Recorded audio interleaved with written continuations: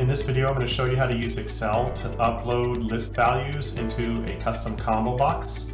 This technique can be used with any kind of list input, like a checkbox list or a radio button list or a regular drop-down list or a combo box multi-selector. So here I am on my project custom fields. I have already pre-created a custom combo box. I'm going to choose edit, and you can see here's list values. I don't have any yet.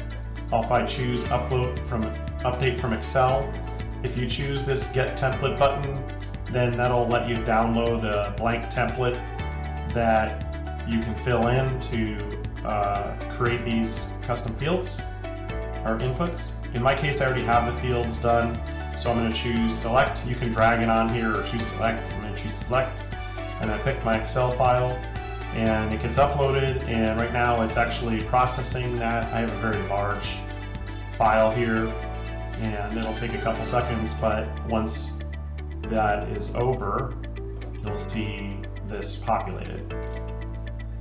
And it populates those values there, and you can see there's a ton of inputs here. Then you just simply hit save, and those values are now stored in the database, and you can use this to maintain lists like that are larger for Project Insight custom fields.